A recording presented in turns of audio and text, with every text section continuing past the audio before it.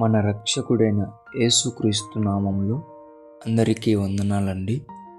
ఈరోజు దేవుని మాటలు కొలస్సీయులకు రాసిన పత్రిక 4వ అధ్యాయం 2వ వచనం.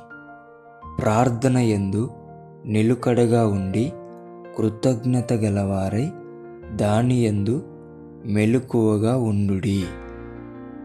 ప్రియ దేవుని బిడ్డలారా, ప్రార్థన అనేది ఊపిరితో సమానం. ఎందుకో తెలుసా? ఊపిరి లేకుంటే మనిషి బ్రతకలేడు, ప్రార్థన లేకుంటే ఆత్మ బ్రతకలేదు. ప్రియ దేవుని బిడ్డ, ప్రార్థన జీవితం కలిగి ఉన్నావా? ప్రార్థనను నిర్లక్ష్యం చేస్తున్నావా? జాగ్రత్త, ఆలోచించు. దేవుడు అంటున్నాడు, ప్రార్థనలో నిలకడ ఉండాలి. ప్రార్థనలో కృతజ్ఞత గలవారై మెలకువ కలిగి ఉండాలని. దేవుని బిడ్డ, ఆయన మాటకు లోబడు, ప్రార్థించు, ఆత్మను కాపాడుకో.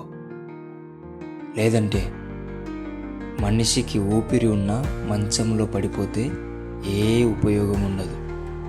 మందిరానికి వెళ్ళినా ప్రార్థన జీవితం లేకపోతే ఏ ఉపయోగం ఉండదు. అందుకే దేవుని బిడ్డలారా, ప్రార్థన చాలా ప్రాముఖ్యమైనది, చాలా అవసరమైనది.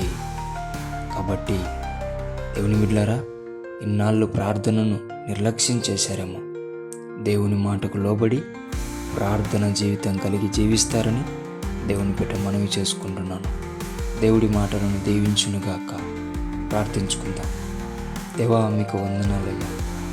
అయినా ఎన్ని రోజులు ప్రార్థన జీవితంలో నిర్లక్ష్యం చేశాను నాయన, మమ్మల్ని క్షమించండి ప్రభువా. తండ్రి, ఇక నుంచి ప్రార్థన లేని జీవితం నా రోజు ఉండకూడదయ్యా. నా జీవితంలో నీవేనన్నా ప్రతిరోజు ప్రార్థనలో నిలకడను నాకు దయచేయండి. ప్రార్థనలో కృతజ్ఞత గల వారిని మెలకువ కలిగి ఉండి బిడ్డగా నన్ను తయారు చేయండి ప్రభువా. తండ్రి, ఎవరైతే ప్రార్థన చేసుకోవాలని ఆశపడుతున్నారో వారందరికీ నీవు తోడుగా ఉండమని యేసు నామములో ప్రార్థిస్తున్నాం తండ్రి. ఆమేన్.